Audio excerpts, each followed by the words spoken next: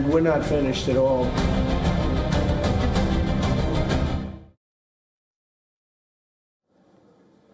A major warning from Donald Trump has sent shockwaves through West Asia, with the U.S. president threatening to attack an Iran nuclear site pretty soon, and Iran promising a major retaliation if the attack happens. These are explosive developments.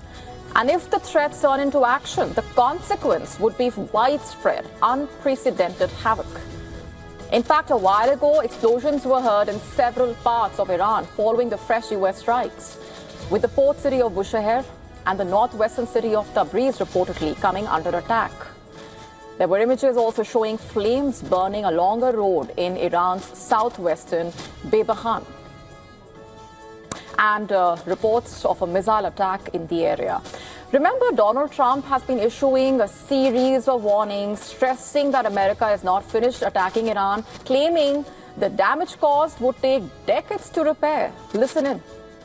So if we left right now, it would take Iran 20, 25 years to rebuild. Okay? And we're not finished at all.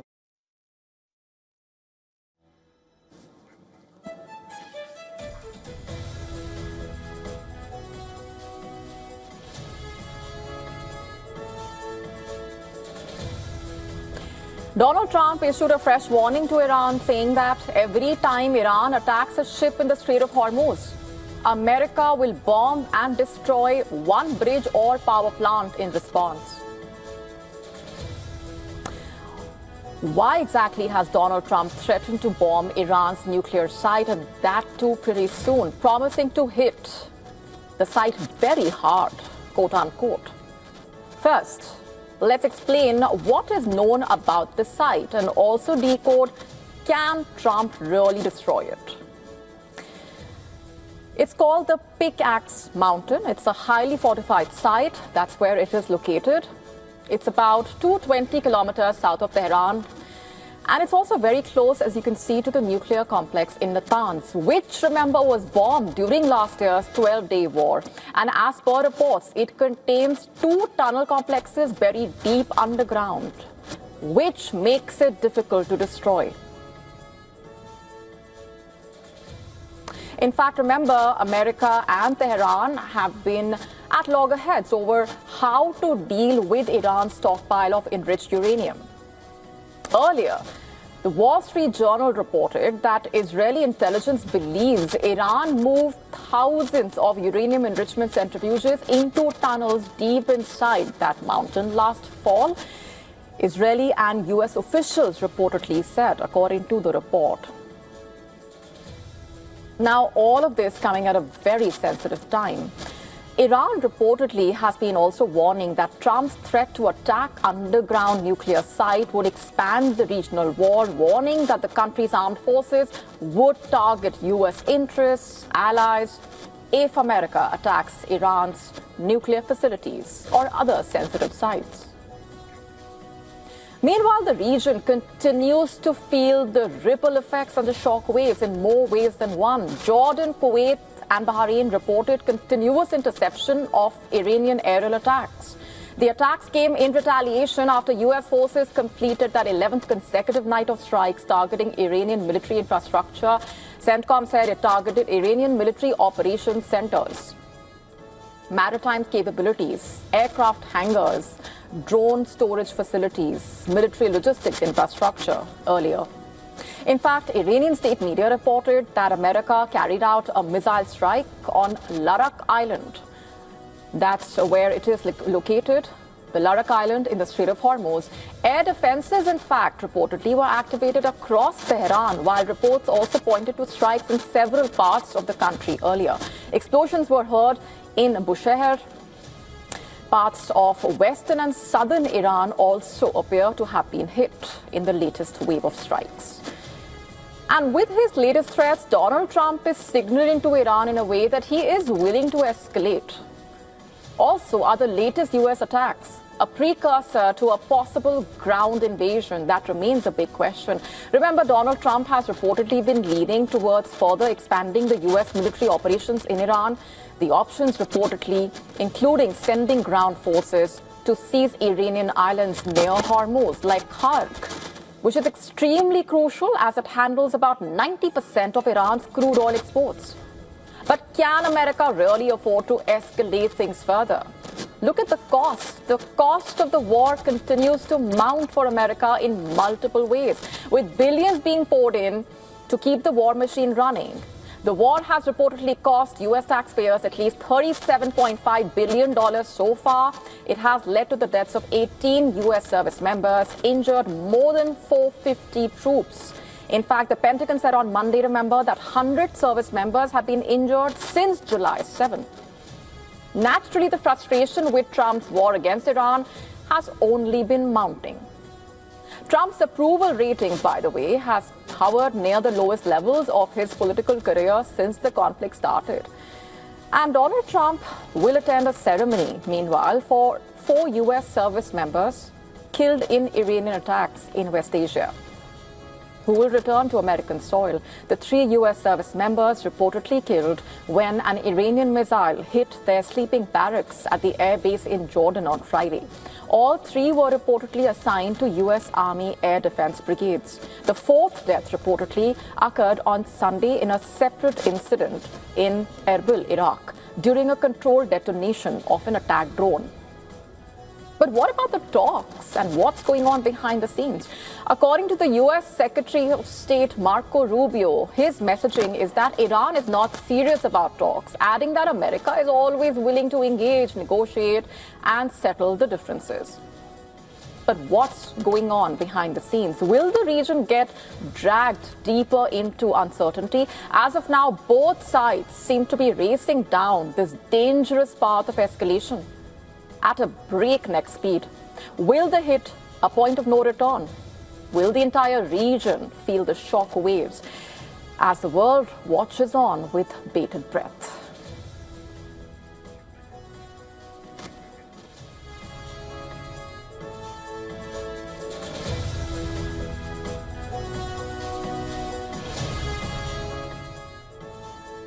A nuclear deal is being sold as civilian, but uranium enriched for peaceful energy can, with further enrichment, become the core material for a nuclear weapon. Now add Pakistan's clandestine nuclear past, its deep financial dependence on Saudi Arabia, and its own mounting crises, and a rather disturbing question emerges. Could Riyadh eventually look to Islamabad for more than just nuclear know-how? Are Pakistani nuclear scientists waiting to join Saudi nuclear project approved by Donald Trump? We decode that in this report.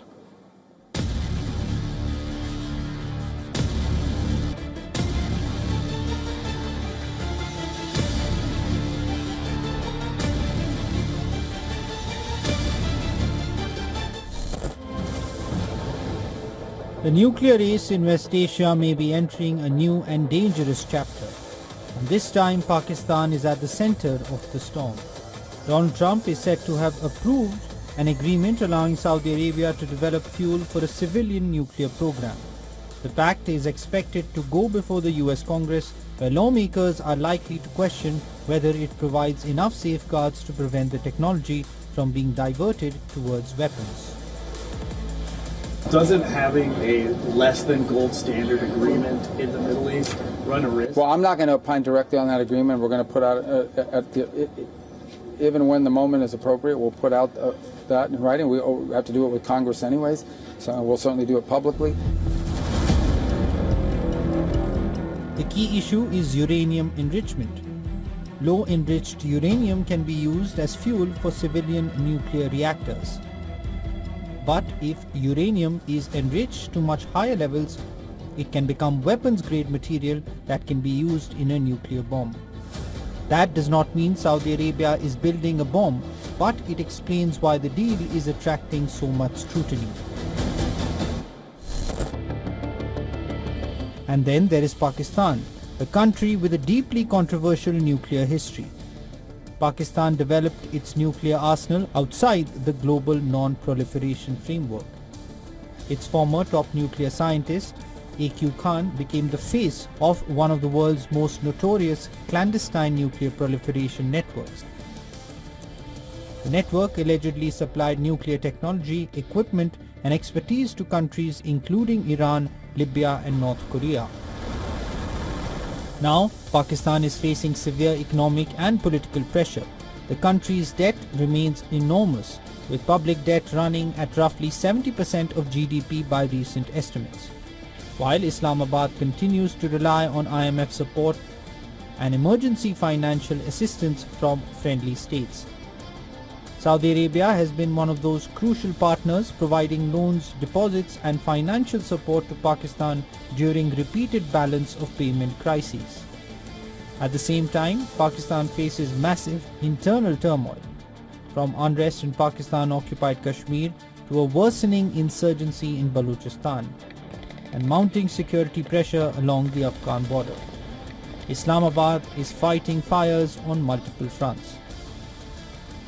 Its economy is fragile, its politics deeply divided. Its dependence on foreign financing is growing, and its relationship with Saudi Arabia is strategically important. That is why the prospect of a Saudi nuclear program raises questions about Pakistan's possible role. Now, Iran has always insisted its nuclear program is entirely peaceful and aimed at civilian purposes. But the United States and Israel have repeatedly accused Tehran of pursuing the capability to build a nuclear weapon. Saudi Arabia fears the same outcome, and if Riyadh ever concludes that Iran is moving towards a bomb, the kingdom could seek its own deterrent. That is where Pakistan's nuclear past becomes impossible to ignore. History has already shown what happens when nuclear technology escapes strict control. The world should not need another EQ Khan scandal to learn the lesson. Bureau Report WION, World is One. Let me ask you this. What will your reaction be if your favorite dessert is garnished with dried ants? That exact scenario played out in South Korea, with a restaurant facing legal action reportedly. This is no ordinary restaurant, by the way, located in Seoul. It holds 2 Michelin stars. This is awarded to restaurants, remember, that do excellent cooking and are worth a detour.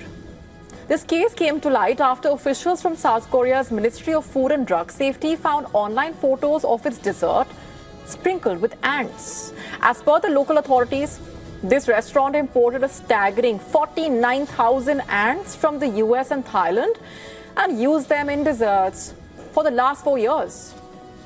As per reports, prosecutors have sought a 1-year jail term for the owner and demanded the restaurant be fined over $10,000.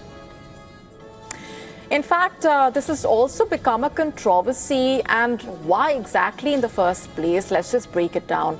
South Korea has approved only 10 insect species for human consumption, while it includes grasshoppers, locusts, crickets. Ants are not on that list, as you can see.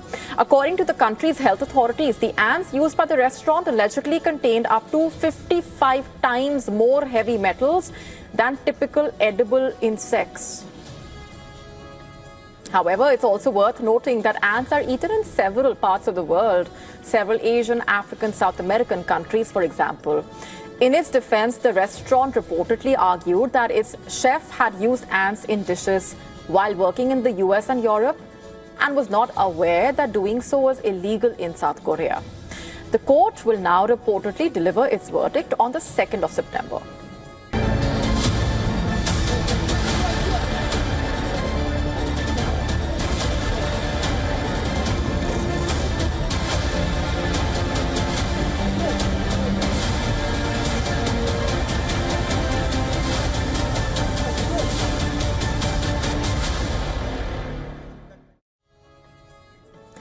Shifting focus.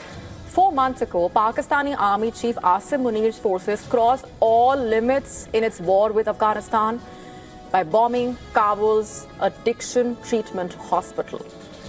In fact, calls are growing now for Pakistan's nefarious role in this humanitarian catastrophe to be investigated as a war crime. Let's just take you back to March 16.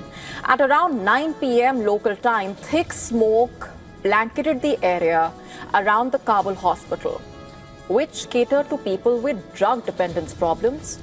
Visuals showed a spate of destruction after Pakistan's airstrikes.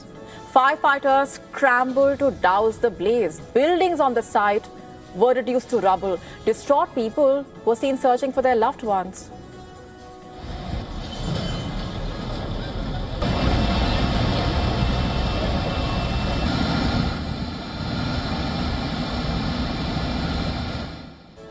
The human toll of Pakistan's airstrikes was huge. The Taliban stated about 400 people were killed. The UN assistance mission in Afghanistan independently verified the killing of at least 269 civilians, whereas 122 others were injured. What exactly has the Amnesty investigation found now? It basically confirmed that the hospital was built in 2016 on the site of a former NATO base while it originally operated as a vocational training facility for people being treated for substance dependence. It was expanded into a 2,000-bed treatment center after the Taliban seized power in 2021. That's the context. After analyzing over 60 photos and videos, and reviewing more than 30 satellite images, Amnesty rejected Pakistan's claim that the site was used as a storage facility for weapons and ammunition. Speaking to eyewitnesses, it ascertained reportedly that over 1,000 patients were housed in that hospital. 3 locations, including a dining hall, kitchen, and the place where patients lived, were also reportedly destroyed in Pakistan's airstrikes. Most importantly, Amnesty questioned the timing of that attack, which gave no chance for the civilians to escape. According to it, Pakistan's airstrikes were against international humanitarian law, which accorded special protection to healthcare facilities. Stressing that this attack amounted to a war crime, Amnesty called for an impartial probe and the guilty to be punished. Previously, the UN also called for a swift and independent investigation into Pakistan's attack. Although both nations agreed to a ceasefire in October 2025, the truce ended in February this year. Remember, after Pakistan conducted the airstrikes in Afghanistan, Pakistan continues to target innocent civilians. In June end, in fact, Munir's forces killed at least 36 civilians with fresh airstrikes on 3 eastern provinces of Paktika, Kunar and Paktia. Subsequently, Afghanistan claimed to have targeted ISIS centers in Balochistan and Khyber Pakhtunkhwa provinces, allegedly. In the first 3 months of 2026 alone, the UN documented killing of 372 Afghan civilians, injuries to 397 others because of Pakistan's attacks. The latest report just goes on to expose Pakistan's real face on the global stage, yet again, amid its farcical attempt to emerge as a peacemaker. To stay up to speed with the latest news, download the WION app and subscribe to our YouTube channel.